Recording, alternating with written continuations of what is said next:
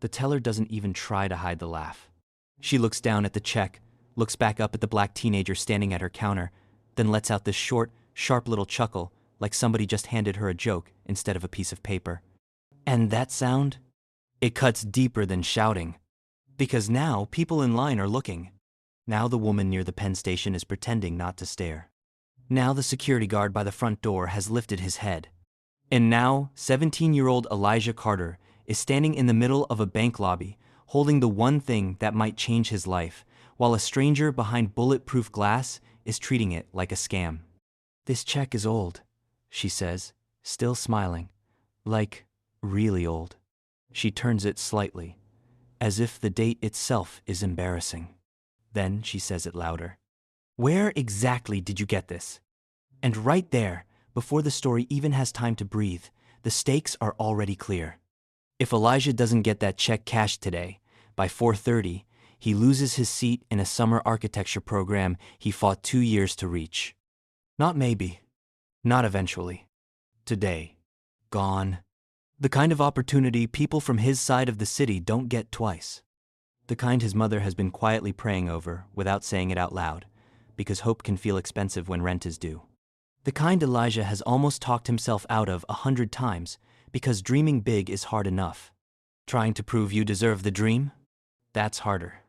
And now, with 23 minutes left before the deadline, this teller is holding his future between two polished fingernails like it smells funny. He swallows. "It's real," he says. His voice is calm, but you can hear the strain under it, the kind of strain that comes from trying not to sound desperate in a room that has already decided desperation is suspicious. The teller glances at his hoodie, his backpack, his sneakers with the worn white edges. Then she glances at the name printed on the check. Her brows rise just slightly. "Mm-hmm," she says. "And the account holder just handed this to you?" "Yes, ma'am." "When?" Elijah hesitates for 1 second too long. And that's all it takes. The teller leans back in her chair like she's caught something. There it is. "What?" The pause. He blinks. "I just answered your question." "No," she says, tapping the date with one painted nail. "You tried to?" "The check is dated 7 months earlier. Long enough to trigger policy. Long enough to invite doubt. Long enough for her to stop seeing a teenager and start seeing a story she thinks she already understands." Behind Elijah, somebody sighs impatiently. A man in a gray suit checks his watch. And if you've ever been humiliated in public by somebody who has power over something you need, you know this feeling. You can feel your own body becoming evidence against you. Your hands suddenly look guilty. Your silence sounds guilty. Even telling the truth starts to feel like a mistake. Elijah grips the edge of the counter. "She told me to bring it in today." She? The account holder. The teller flips the check over. "Do you have an account here?" "No." "Do you have government ID?" "I have my school ID and my state learner's permit." She gives a tight smile. "Of course you do." Not a curse, not a slur, nothing loud enough for anybody to call outrageous. Just that tone. That little polished tone people use when they want to tell you exactly what they think of you without ever saying it plain enough to get in trouble. Elijah reaches into his backpack with careful hands and pulls out the permit. Then his school ID. Then, after a second, the folded acceptance letter he didn't plan to show anyone. He pushes them all under the glass. She doesn't even touch the letter. This doesn't verify the check. It explains why I need it today. Needing money today does not make a stale check valid. Another small laugh. Not as loud this time. Worse, because now it's personal. And what the teller doesn't know yet, what nobody in that lobby knows yet, is that this old check has a story. And that story is the only reason Elijah is standing there at all. 7 months earlier, Elijah wasn't thinking about architecture school. He was thinking about groceries. About bus schedules, about how to stretch $87 across 4 days without his little sister noticing the cereal box was lighter because he'd started shaking the crumbs into a bowl.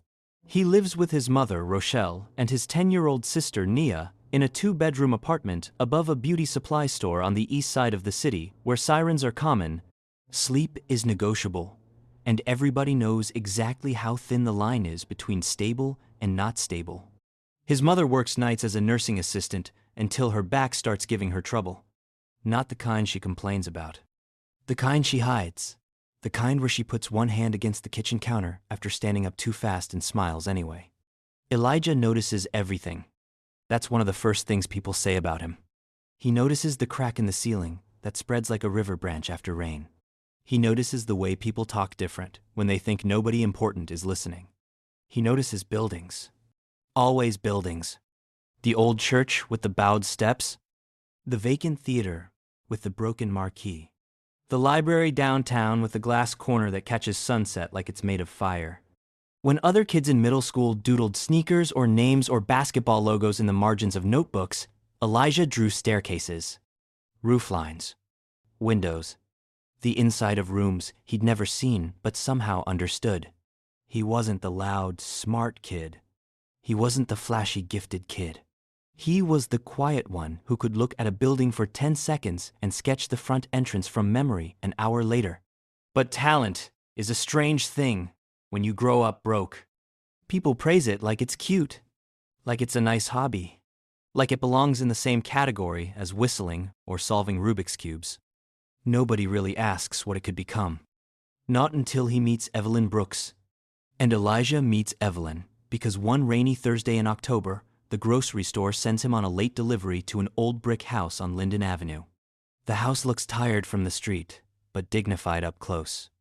Big windows, wide porch, iron railing with the kind of detail you don't see anymore, because detail costs money and patience. He carries 2 paper bags up the steps and knocks. No answer. Then he hears a voice from inside. "Doors open if you're not here to sell me religion." He steps in carefully. And there she is, 74 years old, wrapped in a rust-colored cardigan, standing over a dining table covered in blueprints so old the edges curl like burnt paper. She doesn't look fragile. She looks irritated. There's a difference. "You're late," she says, without looking up. "The store sent me as soon as they could." "I wasn't talking to you. I was talking to the carrots." He blinks. Then she looks at him. Really looks at him. At the groceries in his arms. At the rain on his shoulders. At the way his eyes keep drifting to the plans on the table. She notices that last part immediately. Most people do not notice what a teenager notices. Evelyn Brooks notices everything. "You can set those down," she says. He places the bags on the counter. His eyes return to the table before he can stop them. She watches him, watching. "You know what those are? Blueprints."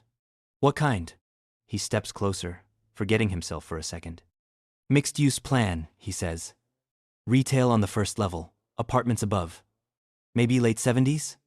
No, earlier. The drafting style looks older." Now, she's the one blinking. "You read blueprints?"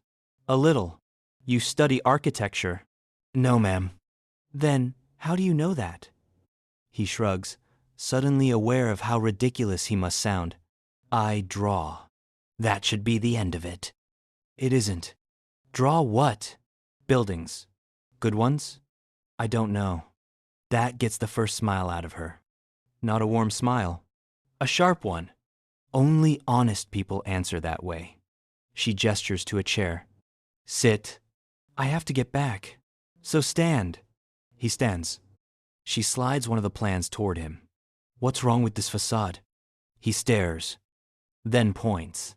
"The windows are too narrow for that wall height." "Why?" "It makes the second floor feel compressed." "Anything else?" "The entrance is proud, but the rest of the building is apologizing." That does it. That's the moment she really sees him. You can feel it. Like a door in her mind opens, and light hits something she thought had gone dark years earlier. "The entrance is proud," she repeats slowly. Then she leans back and studies him with fresh eyes. "What's your name?" "Elijah." "Last name?" "Yu." "Carter." "Well, Elijah Carter," she says. "Either you've been wasting a gift, or everybody around you has." He laughs awkwardly because he doesn't know what else to do with a sentence like that. He doesn't know yet that Evelyn Brooks was one of the first black women in the state to become a licensed architect. He doesn't know she designed public libraries, low-income housing, 2 schools, and part of the downtown civic plaza at a time when firms would let her draw bathrooms, but not buildings. He doesn't know she spent 40 years fighting rooms full of men who heard her ideas and repeated them back louder. He doesn't know the branch bank he is standing in 7 months later sits inside a commercial complex she helped redesign after a flood. All he knows in that moment is that this older woman with the hard eyes and exact voice is looking at him like he is not a grocery boy. Like he is not extra. Like he is not passing through his own life on the way to somebody else's. So he comes back, at first just to drop off groceries, then to help move boxes, then to carry rolled plans from the attic to the dining room, then to listen. Because once Evelyn Brooks starts talking about buildings, she doesn't talk about them the way other people do. She doesn't say, "That's pretty." She says, "That entrance lies." She says, "A hallway tells you what the architect thinks of your body." She says, "Poor people can feel when a space was built without dignity in mind." She says, "Beauty is not decoration. Beauty is proof that somebody thought you were worth the effort." And if you're Elijah, if you are 17 and scared and gifted and tired of being practical all the time, those words do something to you. They rearrange the furniture in your chest. He brings his sketchbook one afternoon because she asks. He expects a glance. He gets an interrogation. "Why are all your windows defensive?" "What?" "Look at your buildings. Everything is pulled back, protected. Why?" He doesn't answer. She flips pages. "Good line work. Strong sense of mass. You understand shadow. You're afraid of openness." He stares at her. "You can tell that?" "I can tell everything." She taps one drawing. A community center with a broad staircase and tall glass front. "This one," she says. "It's not finished." "Nothing good ever is." "Why this one?" He hesitates, then tells the truth. "Because when I was little, my mom used to wait for me outside the after-school center near our old apartment. It had this tiny, ugly entrance around the back. No windows. You couldn't tell if anybody cared what it felt like to walk in there. I used to think, if I ever designed one, I'd make the front look like kids mattered." Evelyn holds his gaze for a long beat. Then she says quietly, "There you are." That matters. More than he admits. More than he can explain. Because Elijah has spent most of his life being useful. Helpful. Reliable. But useful and seen are not the same thing. Seen changes people. And that's why, 3 months later, when a letter arrives from the Franklin Summer Institute of Architecture and Design, Evelyn is the first person outside his family he shows. It's not a full scholarship. Of course it isn't. That's not how opportunities work for kids like Elijah. They open the door just wide enough to prove the room exists, then send the invoice. Tuition deposit. Housing. Supplies. Travel. All together, more money than his family has ever had sitting still for one purpose. His mother reads the letter 3 times and smiles so hard it almost breaks him. "That's big," she says softly. "Yeah. And that's real big." "Yeah. And..." She puts the letter on the table with careful hands. And then she says the sentence poor parents always hate saying. "We're gonna figure it out." Now, if you've ever heard that sentence in a house where there is no "it" to figure out with, you know what it really means. It means I love you enough to lie beautifully. It means don't look at my face too long or you'll see I'm scared. It means I wish your dream had arrived in a cheaper envelope. Elijah tells her it's okay. He says he can wait a year. He says community college first might make more sense.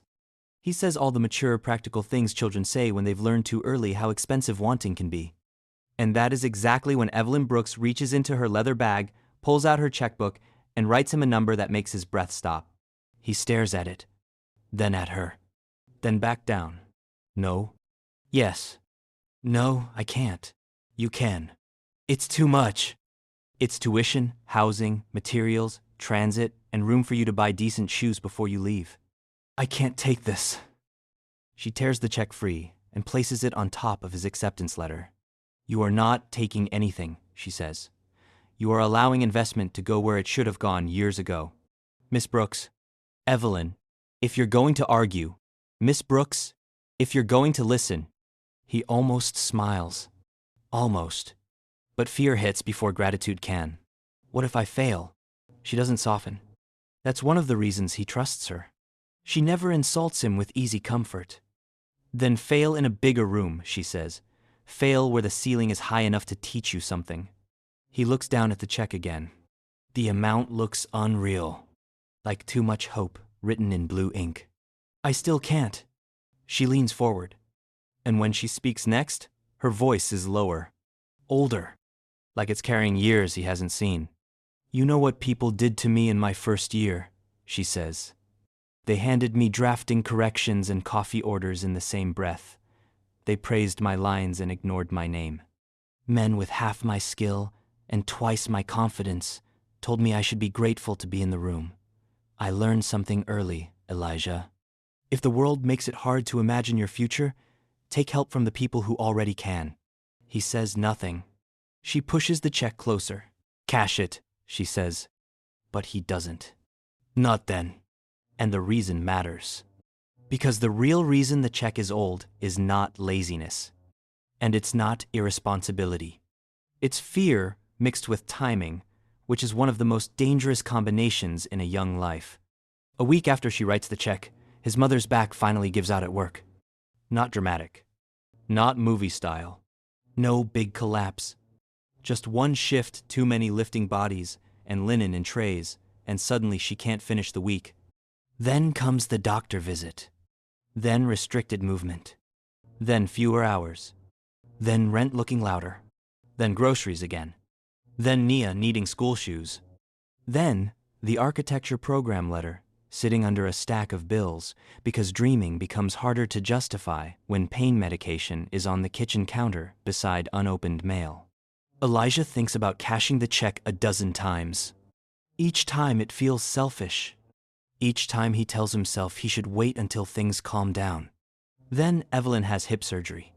Then rehab. Then phone calls get shorter. Then winter becomes spring. Then the program sends an email saying his spot will be released unless payment is made by the updated summer deadline after a waitlist shift. And now, months later, the deadline is today. Which is why Elijah is standing at the bank trying to explain 7 months of life to a woman who has already reduced the whole story to suspicion. The teller slides his IDs back under the glass. I'll need my branch manager. Her tone says she already knows what he is. Or thinks she does. Elijah looks past her at the digital clock mounted on the wall. 4:07. His program office closes at 4:30 for payment confirmation. A transfer after that won't save the spot. A hold definitely won't. And he knows that once this chance closes, everybody will tell him the same thing they always tell kids from his neighborhood when timing crushes them. Maybe next time. As if life sends identical opportunities twice just because your heart is good. The teller presses a button. A man in a navy suit steps out from a glass office along the side wall. 40s. Trim beard. Smooth voice. The kind of person who says your name only after deciding what it can do for him. His badge says Darren Whitfield, branch manager. He walks over with practiced calm. What seems to be the issue? The teller hands him the check. He scans it once, then twice. His eyes pause on the amount. Then on Elijah. A barely visible shift. Not shock. Assessment. And that's the thing about being judged. You can feel it before anybody says a word. Darren turns the check over. How did you come into possession of this? Possession. Not receive. Not get. Possession. Like the paper itself has already become evidence. She wrote it to me. Who is she? Miss Evelyn Brooks. Something flickers in Darren's face. Maybe recognition. Maybe not. Then it's gone. And what is your relationship to Miss Brooks? I know her. That comes out wrong. Too small. Too vague. Darren latches onto it instantly. You know her. Yes, sir. And she wrote you a personal check for this amount. Yes. For what purpose? Elijah slides the acceptance letter forward again. This. Darren glances at it for half a second, then puts it down. That doesn't establish the validity of the instrument. Instrument. Now, even the check has become a word with a necktie. She told me to bring it in today. When did you speak with her? This morning. Do you have that in writing? Elijah stares. She called me. Any text message confirming authorization? No, sir. The teller folds her arms. Darren looks at the date again. This check is over 6 months old. I know. Do you know what that means? It means it's old. The teller snorts before she can stop herself. And there it is again. That little laugh. Only now it's worse, because Elijah feels heat climb into his face, and he knows everyone can see it. If humiliation had a sound, it would sound exactly like people trying not to laugh when you're being serious. Darren doesn't smile. He doesn't have to. He has something more dangerous. Professional distance. We have every right to refuse a stale-dated check, he says. I'm not saying you don't. I'm saying she told me to come. And I'm saying we can't process this based on your word alone. My word is all I have right now. Darren tilts his head slightly. As I said, that's the problem. There are moments in a person's life where the humiliation is not just what is being said. It's what the room is being invited to believe. And right now, the entire bank lobby is being invited to believe that Elijah Carter is exactly what people sometimes assume a black boy with an old check must be. Desperate. Dishonest. Maybe clever enough to try something. Not clever enough to pull it off. The security guard near the entrance has started drifting closer. Not aggressively. Not yet, but close enough to send the message. Elijah feels it. So does everybody else. And that's when the woman in line behind him steps 3 inches farther back. 3 inches. That's all. But sometimes 3 inches is all it takes to tell you what the world thinks you might be capable of. I'm not trying to do anything wrong, Elijah says. Darren nods in that infuriating way. People nod when they're not agreeing with you, only managing you. I'm sure this is frustrating. Frustrating. Like Elijah is locked out of an app. Like this is a customer service inconvenience. Not a public stripping down of dignity with witnesses. I can try calling the account holder, Darren says. If she confirms in real time, and if the account status supports it, we may be able to discuss options. Please. Darren gestures to the teller. She pulls up the account. Her expression changes slightly. Not enough to help Elijah. Enough to tell Darren something. He lowers his voice. Too low for Elijah to hear. The teller says something back. Darren's mouth tightens. Then he picks up the phone. Every second now feels physical. 4:11. The line has shifted to the other tellers, but not fully. People are still watching. A teenager in a bank with an old check is more interesting than most people's deposits. Darren waits. Then waits longer. No answer. He hangs up. Voicemail. Elijah's stomach drops. Can you call again? Can you call again? I can, but repeated unanswered calls are not verification. She might be driving. She should not be driving if she is. He stops himself. Never mind. If she is what? Old? Forgetful? Vulnerable enough that Elijah must have taken advantage? The sentence doesn't finish, but the assumption lands anyway. Elijah reaches into his backpack and pulls out his sketchbook before he can think better of it. I know her, he says again, flipping pages with shaky fingers. Look. Darren glances down. Rows of drawings. Buildings. Stairs. Window studies. A front elevation of a brick house with iron railings. Evelyn's house. Then another page. A dining table with blueprints spread across it. Then another. A portrait sketch of Evelyn sitting by the window in profile, reading with a pen in her hand. Darren barely looks. This does not prove authorization. No, but it proves I know her. It proves you drew in someone's house. The teller says, people find ways to get close to elderly clients all the time. There it is. Finally, closer to the real accusation. Not said directly enough to challenge. Said just clearly enough to wound. Elijah lifts his head slowly. What does that mean? She shrugs. It means we have to be careful. Careful about what? Darren steps in before she answers. Careful about fraud. But Elijah already heard what she meant. You feel those meanings in your bones because they're older than the room. He closes the sketchbook. Not gently. The slap of paper makes two people at the desk turn. Darren's tone hardens half a degree. Sir, lower your voice. Elijah almost laughs at that. Almost. Because he hasn't raised it. He hasn't even gotten angry yet. And somehow even his restraint sounds threatening in this room. He takes a breath. Then another. You can see him trying to keep his pride from making things worse. You can see him doing that math every young man does when the room starts reading his body as danger. How calm is calm enough? How small do I have to make myself to be believed? How polite do I have to sound before somebody hears the truth? His phone buzzes. A text from the program office. Payment not yet received. Seat release begins at 4:30 p.m. His chest goes cold. Not warm. Cold. That numb kind of cold where panic gets so sharp it almost becomes focus. He turns the screen around. Please, he says. I'm not asking you to break policy. I'm asking you to help me figure this out before that deadline.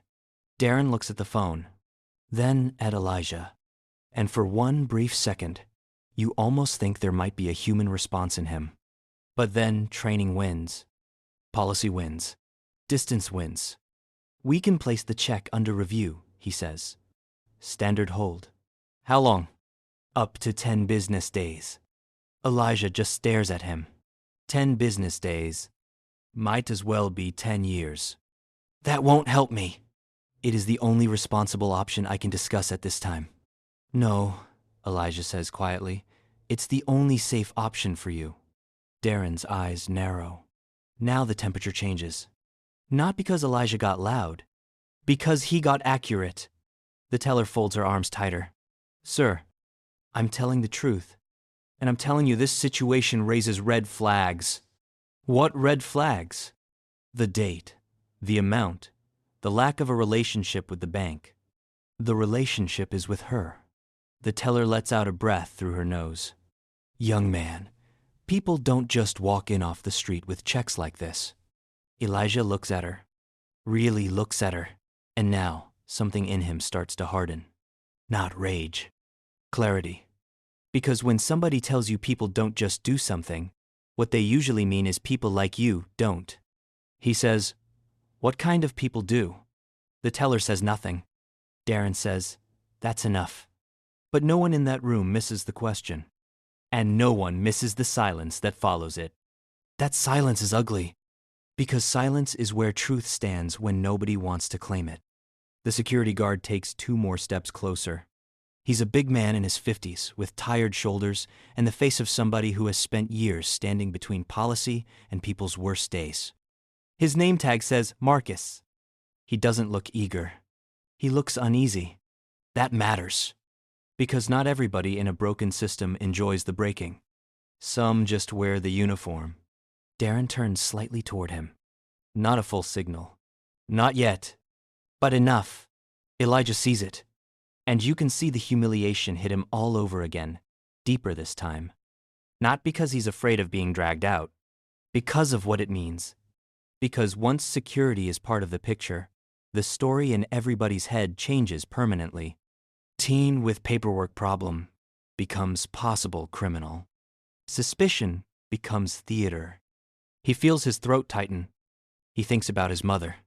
About how hard she worked to teach him not to react the way people expected him to. About how many times she said the same thing before he left the house. Keep your voice level. Keep your hands visible. Do not give anybody a version of you they came hoping to find. He thinks about Nia asking that morning, when you go to the fancy school, are you going to design me a room with a window seat? And him saying, a whole wall of them. He thinks about Evelyn saying, some rooms try to train you to shrink. Do not learn from them. And still, standing there, he feels himself shrinking. That's the dark part nobody talks about enough. Humiliation is not just pain. It is compression. It presses you inward until you start becoming smaller than the truth. Darren folds his hands. If you do not wish to leave the check for review, you may take it and return with the account holder. Elijah stares at him. Return with her? Yes. She's 74. And she shouldn't have to come down here because you don't believe me. Darren says nothing. The teller gives Elijah a look that says exactly what words are too dangerous to say. Then she says, the safe version. People say a lot of things. And right there, something in Elijah almost breaks. Not loudly, not visibly, but deeply. Because he realizes this was never really about the date on the check. The date just gave them cover. This is about what happens when truth walks in wearing the wrong clothes. His phone buzzes again. This time, it's his mother. He can't answer. Not here. Not with everyone watching. It stops. Then a voice note from Nia comes through. He doesn't play it, but he sees the notification. You know how hard that kind of moment hits? When love is waiting on the other side of your phone and you can't even touch it because your pride is barely holding the line? Darren reaches for the check. Which would you prefer? Elijah doesn't move. The teller says, Sir? Marcus, the security guard, speaks for the first time. His voice is low. Kid. Just that. Kid. Not sir. Not young men. Kid. A human word. Elijah looks at him. Marcus jerks his chin toward a chair near the wall. Sit down for a second. It's not an order. It's mercy disguised as instruction. And for one dangerous second, Elijah almost takes it. Almost steps away. Almost sits down and lets the room decide he's done. If he does that, maybe he keeps his dignity. If he does that, maybe he avoids the final public collapse. If he does that, maybe he loses the program quietly instead of losing it in front of strangers. And maybe that's what hurts most about moments like this. Sometimes walking away looks a lot like self-respect. Until you realize later it was just exhaustion wearing a noble face. He takes the check back slowly, folds it once, then stops. Because before he can slide it into his backpack, a voice cuts across the lobby from the entrance. Calm, precise, and old enough to carry authority without needing volume. Report what exactly? Everything stops. Not gradually. Instantly. The room turns. Elijah turns. And there she is. Evelyn Brooks stands just inside the front doors with a silver-headed cane in one hand and a leather portfolio case in the other. Charcoal coat. Pearl earrings. Sharp eyes. No rush in her body at all. But every person in that lobby feels the air shift the second she speaks. Some people walk into a room. Some people reveal it. Darren's face changes first. It's subtle, but Elijah sees it. Recognition. Real recognition. Not of the name on the check. Of the woman. The actual woman. And if you've ever watched somebody realize, too late, that the invisible person in front of them was never invisible at all, you know that exact expression. It's not guilt first. It's recalculation. Miss Brooks, Darren says quickly, moving out from behind the counter. I didn't realize... No, Evelyn says, still walking forward. That is precisely the problem, isn't it? The teller goes pale. Not dramatically. Just enough. Enough that even the customers can see it. Elijah stands frozen, half in relief, half in shame that she had to come. Evelyn looks at him first, not them. Did you endorse it? No. Good. Then she turns to Darren. I received a voicemail from this branch, implying there was some confusion over my check. Darren straightens. We were simply following protocol on a stale dated instrument. Then why was your teller laughing? Silence. Total silence. Even the printers sound loud now. The teller opens her mouth. Nothing comes out. Evelyn steps closer to the counter. Not angry. Controlled. That's worse. Because control forces everybody else to sit with exactly what happened. She extends her hand. The check. Elijah gives it to her. She studies it for 1 second, then looks up. Yes, she says. 7 months old. Because I wrote it before my surgery, and because the young man standing here has more pride than good timing. A few nervous chuckles ripple through the room. Not from humor. From pressure. Evelyn doesn't smile. He delayed cashing it because his mother got hurt at work, and he thought his dream could wait. It could not. So I told him this morning to bring it here today. She places the check flat on the counter. And instead of offering options, you offered suspicion. Darren speaks carefully now. We had no way to verify. You had my phone number. We called. And when I did not answer instantly, the truth became less likely? Darren starts again. Our concern was protecting your account. Evelyn looks at him for a long beat. Then she says, From whom? Nobody moves. The teller finally finds her voice. Miss Brooks, you have to understand. We see situations involving older clients. Evelyn cuts her off with a glance so clean it feels surgical. I am older, she says. Not stupid. The teller's face flushes. Evelyn turns slightly, enough to include the whole lobby now. And when she speaks next, she speaks the truth so plainly that there is no place left to hide from it. You saw a black boy. You saw an old check. And you decided the story before you read the signature. No one breathes. Because there it is. Not hinted. Not coded. Said. And the reason that lands so hard is not just because it's bold. It's because every single person in that room knows she is right. Darren shifts his weight. Miss Brooks, I assure you. No, she says. Do not assure me. Answer me. He goes quiet. She taps the counter once. What exactly did he do that justified ridicule? No answer. What exactly did he say that justified being treated like a threat? Still nothing. Marcus, the security guard, looks away. Not from shame at Elijah. From shame at the room. Evelyn nods once, as if the silence confirms what she already knew. Then she looks at Elijah again, and for the first time her expression softens. Only slightly. Enough for him. Show them your hands, she says. He blinks. What? Your hands. Confused, he lifts them. Long fingers. Pencil calluses on the middle finger. Graphite smudges faintly embedded near the side of his palm no matter how often he washes. Evelyn turns to the teller. Those are not the hands of a thief, she says. Those are the hands of a draftsman. Then she opens the leather portfolio case she brought with her and pulls out several sheets of mounted sketches. His sketches. Not random ones. The best ones. The ones she asked to keep so she could mark them up. She lays them across the counter one by one. A community library redesign. A transit station concept. A youth center with broad front steps and glass walls full of light.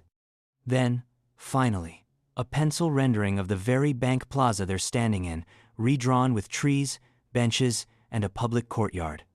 The teller stares. Darren stares. Customers lean without meaning to. Evelyn puts one finger on the drawing of the plaza. He drew this after I told him this branch never understood the neighborhood it sits in. She lifts her eyes to Darren. Do you know why that matters? Darren says nothing. Because I helped redesign this plaza 26 years ago after the flood. I argued for foot traffic, daylight, public seating, and storefront visibility, while men in rooms like this one told me nobody cared. I have kept money in this institution since before your teller was born. Not because I enjoy banks, because I wanted one building in this city, to learn how to face our neighborhood with dignity. The teller looks genuinely blindsided now. Maybe she really didn't know. Maybe she never cared enough to know whose money sat behind the number she handled all day. Maybe to her, clients were screens and signatures and balances, not stories, not people, not histories. Evelyn reaches into her coat and pulls out her ID. Then a fountain pen. Then her checkbook. You are correct about one thing, she says. This check is stale. She draws a crisp line through it. Void. Then, right there at the counter, she writes another one. Same amount. Same payee. Today's date. Her hand doesn't shake once. She signs it and tears it free. Then she slides it under the glass. This one, she says, is fresh enough for your comfort. Now let us see if the problem was ever the paper. That line lands like a hammer, because everybody hears what she's really saying. If you still hesitate now, you expose yourself completely. Darren clears his throat. Of course. We can process a negotiated withdrawal with proper identification, and Evelyn raises one hand. Not just process it. He stops. You will apologize to him. The teller looks stunned. Darren tries diplomacy. Miss Brooks, I'm sure we can resolve this professionally. This is professional, Evelyn says. I would have called it personal if I had raised my voice. Nobody doubts that for a second. The teller looks at Elijah. And here is where the scene gets even more uncomfortable. Because apologizing to someone you looked down on 2 minutes earlier requires a kind of humility many people do not actually possess. Especially when witnesses are involved. Especially when status has shifted. She swallows, then says, I'm sorry if I made you uncomfortable. Evelyn doesn't even let Elijah answer. No. The teller blinks. Evelyn's voice stays steady. Try again. Silence. The teller's lips part. Close. Open again. This time, her voice is smaller. I'm sorry I laughed. Still Evelyn waits. And I'm sorry, I assumed. She falters. That word is fighting her. Assumed. Because once she says it, she has to admit the story started in her, not in the check. Elijah is looking at her now, not angry, not triumphant, just painfully still. And maybe that makes it harder. Because real dignity forces people to hear themselves more clearly than rage does. The teller looks down. I'm sorry I assumed you were doing something dishonest. There. Now the room can breathe again. Barely. Evelyn nods. Better. Then she turns to Darren. And you? Darren has less room to maneuver now than the teller did, because authority multiplies responsibility. His mistake wasn't laughter. It was structure. It was taking a biased reading and dressing it up in policy until it could pass for reason. He faces Elijah. I'm sorry, he says. We should have handled this with more respect. That's cleaner. Safer. Still not complete. But it's more than he wanted to say 5 minutes earlier. Elijah finally speaks. His voice is quiet. Respect shouldn't start when she walks in. Nobody in that room will forget that sentence. Because he's right. And because he says it without heat, it lands harder than if he had shouted it. Darren looks like he's been slapped by the truth and has no professional script for it. Marcus, the security guard, gives the smallest nod. Like he's been waiting all afternoon for somebody to say exactly that. Evelyn's eyes flick toward Elijah, and there's pride there now. Deep pride. Not because he was polite, because he was precise. That matters to her. More than composure. More than obedience. Precision. She points to the new check. Now, she says, you are going to cash that, help him purchase a cashier's check for the deposit amount, open a student account with the remainder, waive any fee you have authority to waive, and do it quickly enough that he does not lose what you almost helped him lose. Darren nods immediately. Absolutely. The teller takes the check with careful hands this time. No laughter. No tone. No little performance. Just work. Funny how quickly professionalism appears when power is visible. But the moment still isn't over. Because Evelyn is not done. While the teller processes the transaction, Evelyn turns to the people in line. You all waited through that, she says, voice carrying just enough. So let me save you the trouble of wondering. He did nothing wrong. The woman who stepped back earlier looks embarrassed. The man in the gray suit looks at the floor. Nobody says a word. That's another part of these stories people rarely say out loud. Humiliation almost always has an audience. And audiences love innocence after the fact. They love to tell themselves they were just there. Just watching. Just unsure. But silence helps power do its work. And Evelyn Brooks knows that better than most. She turns back to Elijah and lowers her voice. Breathe. Only one word. But sometimes, one word from the right person can pull you back into your own body. He breathes. The first real breath in 20 minutes. And now that the fear is cracking, other feelings rush in behind it. Anger. Relief. Embarrassment that she had to show up. Gratitude so sharp it hurts. He says quietly, I'm sorry. Her eyes narrow. For what? For making you come down here. She stares at him like the sentence annoys her. Do not apologize for other people failing a basic test. That almost makes him laugh. Almost. The teller begins counting the cash portion and printing forms. Darren himself comes around from behind the counter to help expedite the cashier's check. That tells you everything you need to know. When Elijah first walked in, he was a problem to contain. Now he's a client to recover. Status does not change character. It reveals it. While the paperwork prints, Evelyn leans on her cane and studies the lobby. Then she says, not loudly but clearly enough for Darren to hear, "Do you know what the ugliest thing about discrimination is?" Darren says nothing. She answers anyway. It is rarely spectacular. Usually it is administrative. That line hangs in the air like a cracked bell. Administrative. Forms. Policies. Tone. Delay. The thousand small ways dignity gets negotiated downward until the harmed person starts sounding unreasonable for noticing. Darren murmurs, "I understand your concern." Evelyn looks at him with almost pity. "No," she says. "You understand your exposure. If there was any doubt about who she is, it's gone now. Not just wealthy. Not just connected. Sharp. Historically sharp.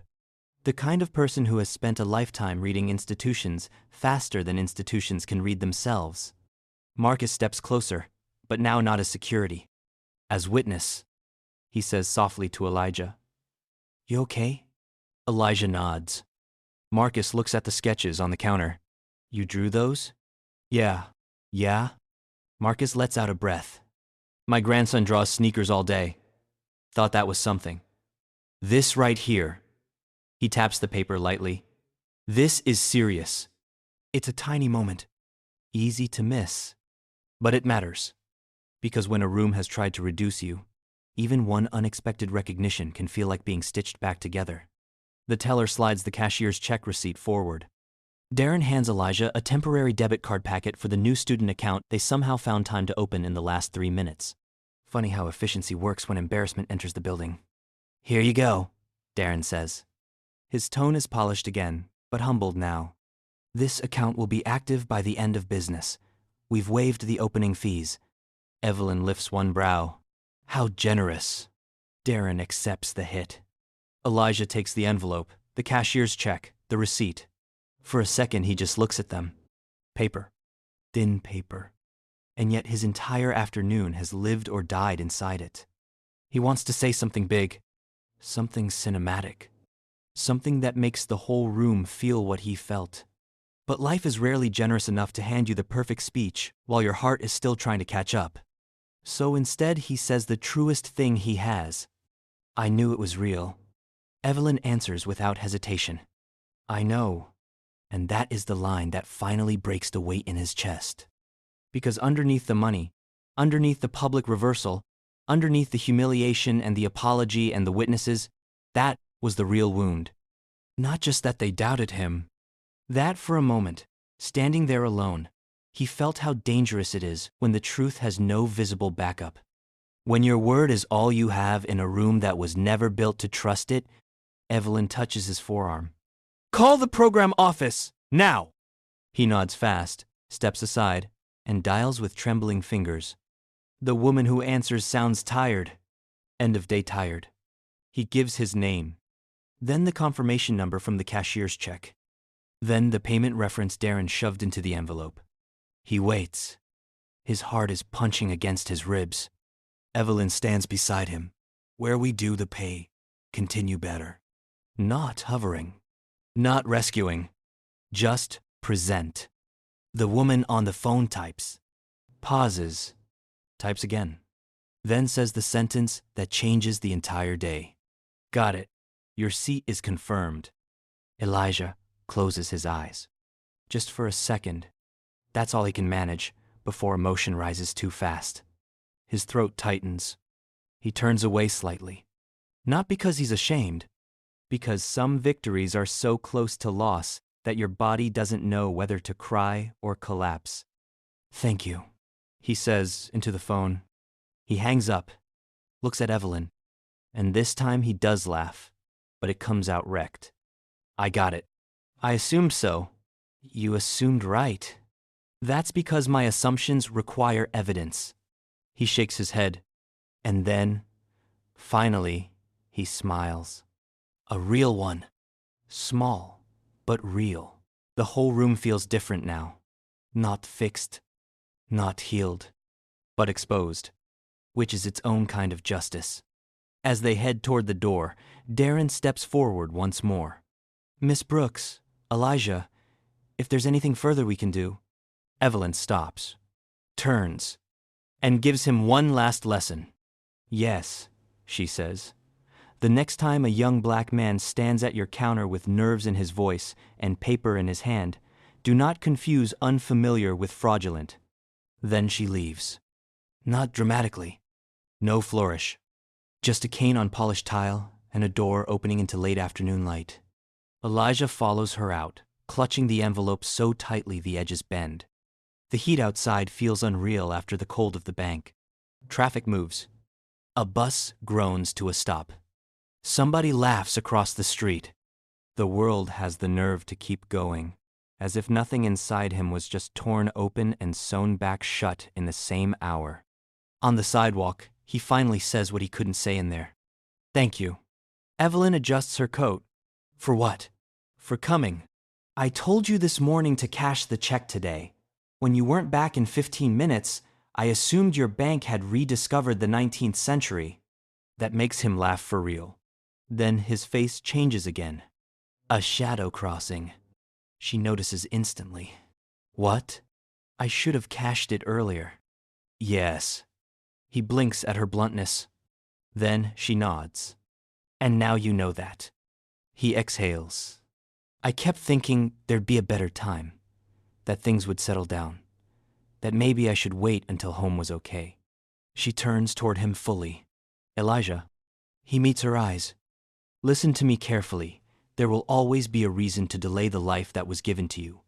Bills, fear, family, timing, doubt. Some of those reasons are real. Most are loud. If you wait until everything is easy before becoming who you are, you will die introduced only to your responsibilities. That sentence stays with him for years. At the time, all he can do is stand there and absorb it. Evelyn softens, just a little. You are allowed to build a future while loving people who still need you, she says. Those things are not betrayal. That one hits even harder. Because that's the part he never had words for. The guilt of wanting more while home is still fragile. The guilt of leaving when people you love are still carrying too much. He nods slowly. Evelyn looks at the envelope in his hand. Now take that home.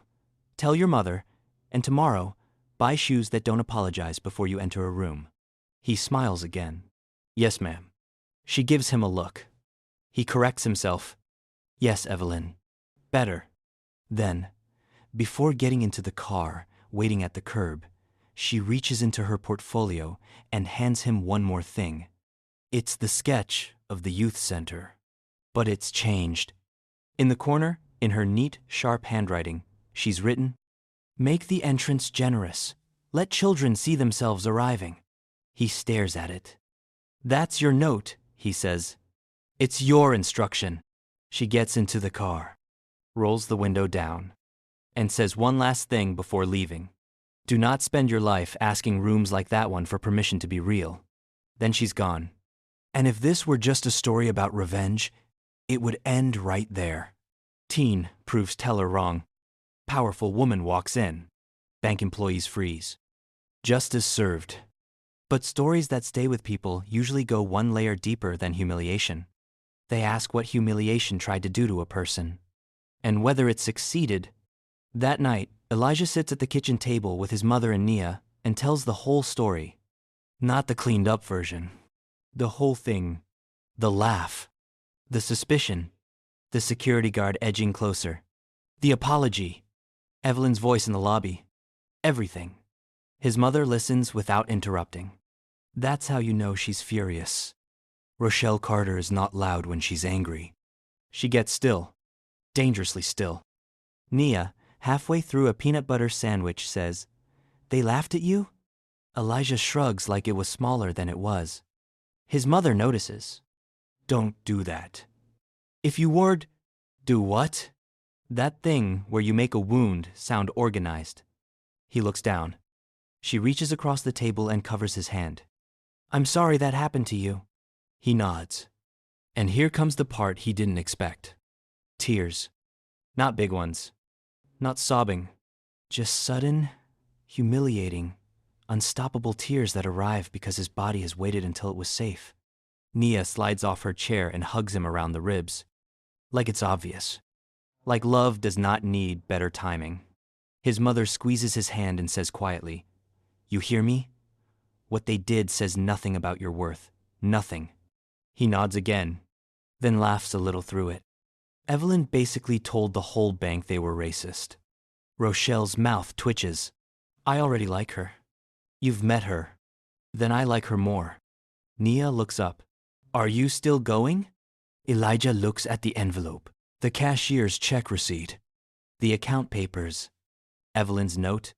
Then back at his sister. "Yeah," he says. "I'm still going." Nia grins. Window seat? Whole wall. Wall. Wall. Whole wall. Now here's the thing about painful public moments. They don't end when the room ends. They echo. For days. For weeks. Sometimes for years. Especially if you're young. Especially if part of you already worried the world might only believe in your future once someone important vouched for it. At the architecture program, Elijah carries that day with him like a stone in his pocket. The campus is bigger than he imagined. The students seem louder, more fluent, less surprised by their own right to be there. Some arrive with portfolios in leather cases and parents who say things like, "Your studio section is in the West Wing." Elijah arrives by bus with a duffel bag, a sketch tube, and the memory of a teller laughing at him for trying to cash a check that said he belonged there. That kind of memory can do two things. It can make you shrink, or it can make you specific. Elijah chooses specific. In critique, when instructors ask why he places entrances the way he does, he has an answer. When they ask why his community spaces always prioritize light, sightlines, and dignity of arrival, he has an answer. When they ask why every low-income housing concept he draws still insists on beauty instead of bare minimum efficiency, he definitely has an answer. Because once you have felt a room decide who you are before hearing you, you stop designing rooms casually. You start asking what a doorway communicates, what a lobby implies, what a waiting area teaches the people forced to wait inside it. The first time one of his instructors stops over his drafting table and says, "This work has unusual empathy," Elijah thinks of the bank. He thinks of the chair Marcus offered. Of the 3 inches that woman stepped back. Of Darren using the word instrument like truth had a routing number. Of Evelyn saying beauty is proof somebody thought you were worth the effort. Empathy. That's one word for it. But Elijah knows the deeper one. Memory. He calls Evelyn every Sunday. Sometimes they talk about studio problems. Sometimes about his mother's back getting better. Sometimes about buildings so ugly they circle back around to offensive. Sometimes about nothing. He visits her during fall break with new sketches. She critiques them like they owe her money. He loves that. On one call he asks, "Why did you come in yourself?" There's a pause. Then she says, "Because some lessons should not be outsourced." He smiles. "But you could have just called." "Yes," she says. "And then they would have believed a voice. I wanted them to face a person." That matters too. Because institutions are often most comfortable apologizing to abstractions. A misunderstanding. A situation. A concern. Not a person. Never a person, if they can help it. Years pass. Not all at once. One studio review. One internship. One scholarship application. One night of doubt. One breakthrough. One drawing that finally works. One project that doesn't. Life keeps doing what life does. Giving with one hand and testing with the other. Elijah graduates, then keeps going. Not because it becomes easy, because he cannot unknow what he now knows about the built world and the people who move through it. Evelyn comes to his first public exhibition in a navy suit and calls one of his models overly sentimental but structurally promising, which is her version of pride. His mother cries in the back row, "Nia," now taller and louder, and convinced all buildings should include secret reading nooks, tells everyone in reach, "That's my brother." Evelyn dies 2 years later, peacefully, at home. A fact Elijah is grateful for because she spent enough of her life fighting rooms. At her memorial, people speak about her buildings, her awards, her lawsuits, her firsts, her brilliance. All true, all deserved. But when Elijah stands to speak, he tells the story of a check. Not because the money was the greatest thing she gave him, because it wasn't. It was clarity. It was protection without possession. It was the refusal to let the world's small reading of him become his own. He says, "She taught me that dignity is not the same thing as being treated well. Dignity is what you keep insisting on, even when they refuse to hand it to you." Then he tells them about the bank, about the laugh, about the pause, about the way a room can decide who you are before you finish your sentence. And then he tells them what she did. Not just that she came, that she named it, that she refused to let politeness hide the truth, that she stood in a room full of people who preferred comfort over clarity and made clarity more expensive. He says, "A lot of people think courage is loud. Hers wasn't. Hers was exact. She knew that if you let people call harm a misunderstanding, they will do it again, with better vocabulary." There's a long silence after that. The good kind. The kind where people are not waiting for the next sentence. They are letting the last one finish working. Then Elijah looks down at his prepared notes, folds them, sets them aside, and tells the truth without the paper. "She gave me money once," he says. "But that's not why I'm standing here. I'm standing here because on one of the worst afternoons of my life, she refused to let strangers define me while I was still learning how to define myself." Rochelle is crying openly now. Nia too. A few people in the audience wipe their eyes. Elijah keeps going. "She taught me that some people will not believe in your integrity until somebody powerful confirms it. She also taught me not to build my life around waiting for that confirmation."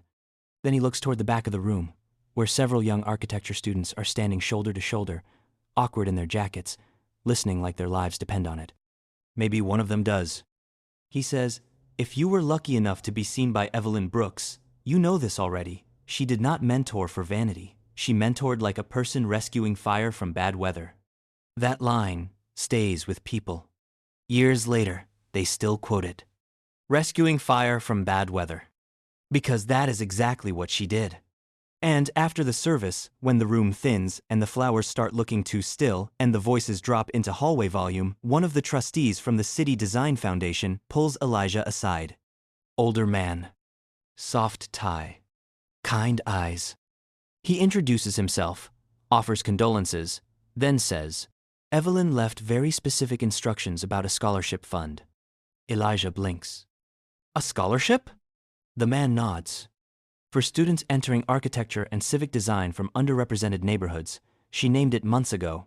"What did she call it?" "What did she call it?" The trustee smiles. "The Generous Entrance Fellowship."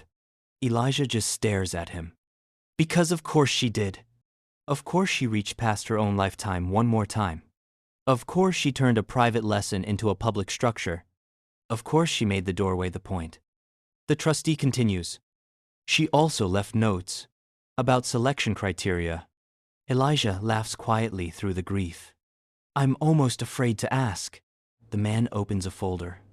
Reads, "Applicants must demonstrate technical promise, moral imagination, and a refusal to design ugly things for poor people just because poor people are expected to tolerate them." Elijah closes his eyes and smiles. That is her. All the way down. The trustee looks up. "She wanted you on the review board." That part hits him hardest, not because it is prestigious, because it is trust. Long after the check, long after the bank, long after she had every right to just rest and let the next generation figure itself out.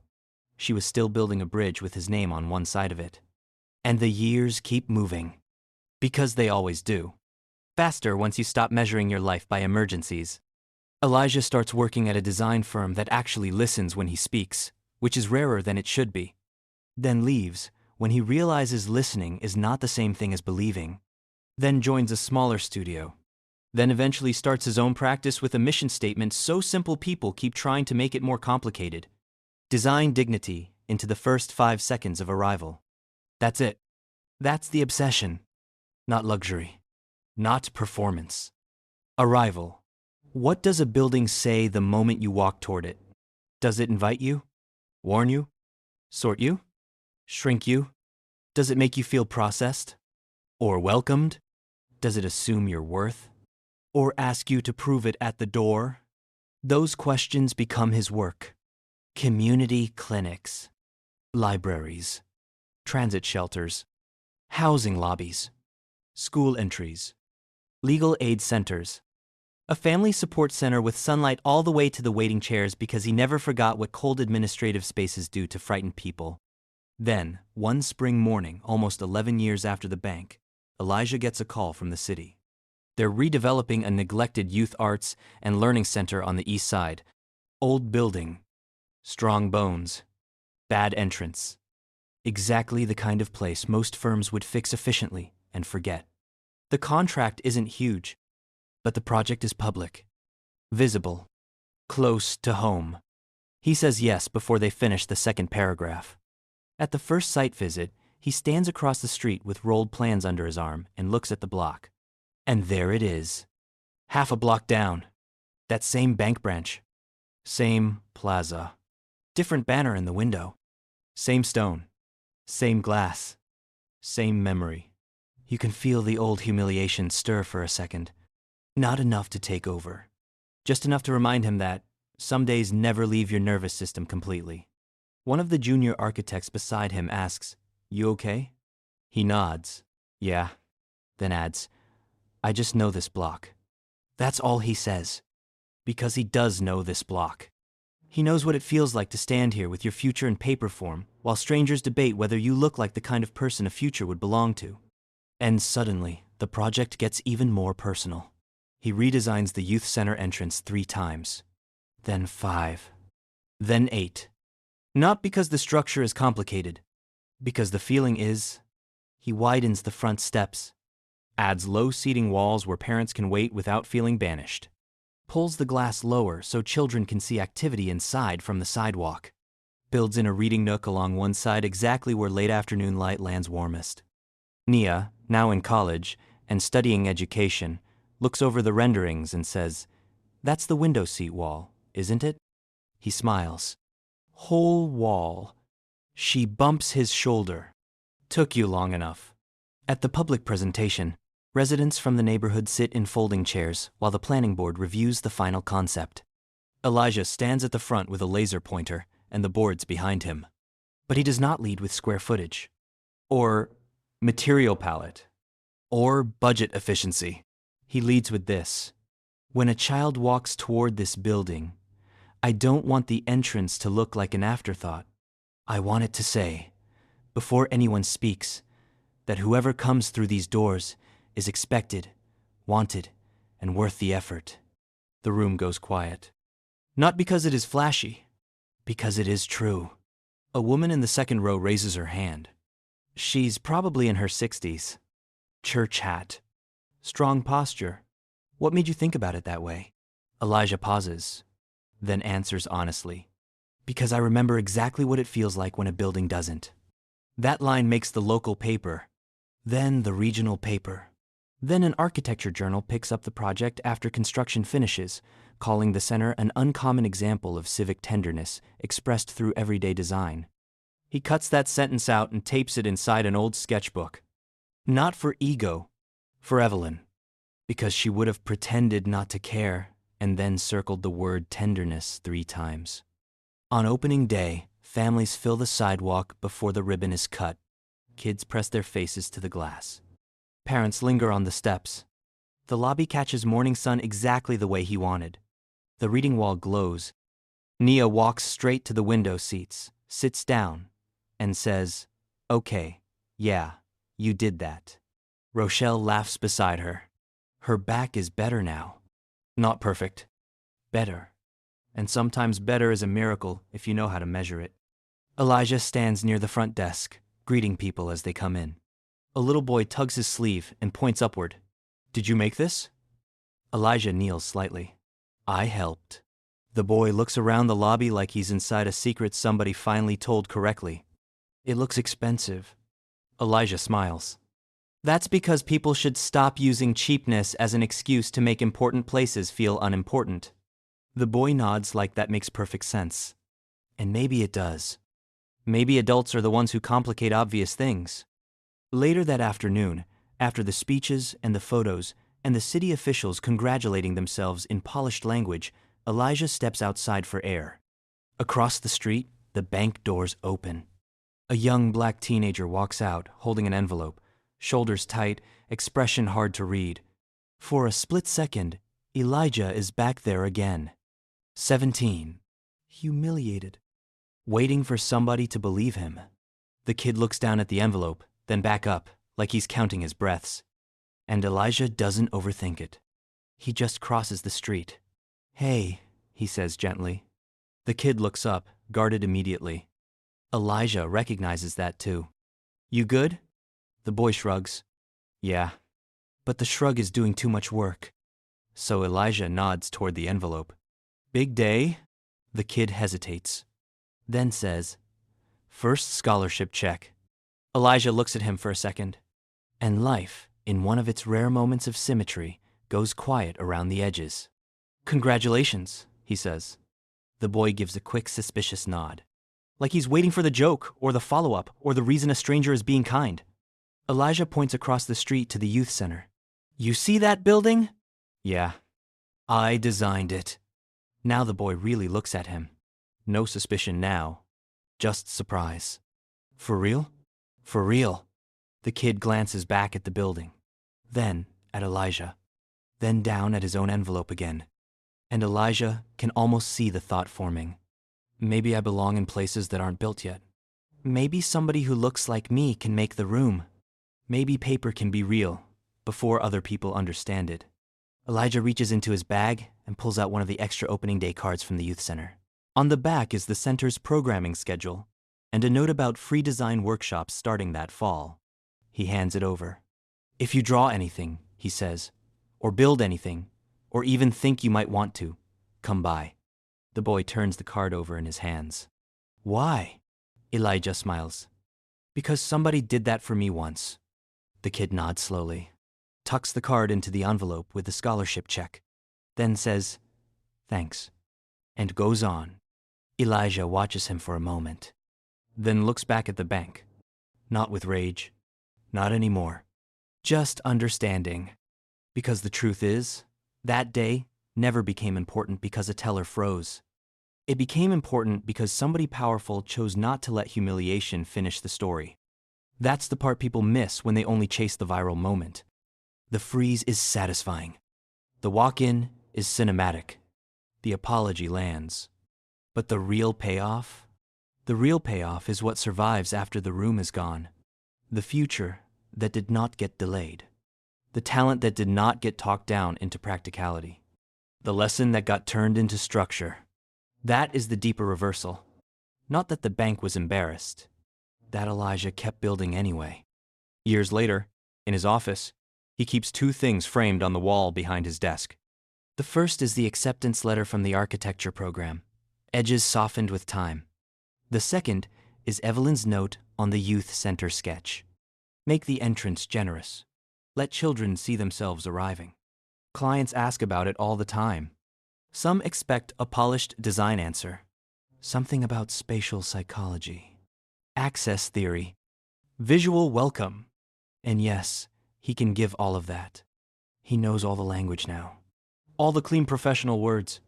But when the right intern asks, or the right student, or the right young person with too much talent and not enough permission, he tells the real story. About a bank. An old check. A laugh. A woman who walked in at exactly the right time. And what he says at the end is always the same. Not theatrical. Not rehearsed. Just true. Some people will meet you like a locked door, he says. Do not become one. That becomes his quiet philosophy. In work, in mentorship, in life. And once a year, when the generous Entrance Fellowship Committee meets to review new applicants, Elijah reads every portfolio carefully. Not just for polish. For hunger. For perspective. For the thing Evelyn could spot in 10 seconds that takes most institutions 10 years to admit they missed. One evening, after a long review session, he stays behind in the empty room, looking over a first-year student's community center sketch. The entrance is too small, too apologetic. He smiles to himself, then writes in the margin, in sharp, neat letters learned from someone unforgettable, make the entrance generous. He pauses, then adds one more line. Let them see themselves arriving. And there it is. The inheritance. Not money. Not status. Not even opportunity by itself. Language. Standards. Courage precise enough to become instruction. That's what lasts. That's what walks in long after the account holder is gone. So yes, the teller laughed. Yes, the branch manager dressed suspicion up as policy. Yes, the whole room changed when the account holder walked in. But that's not the ending. The ending is this. The boy they almost turned away grows up to design doors that do not question people before they open. The kid they treated like a problem becomes the man who solves one. And the old check they laughed at? It didn't just cash. It built something. If this story stayed with you, let it stay for the right reason. Not because humiliation is powerful, because dignity is.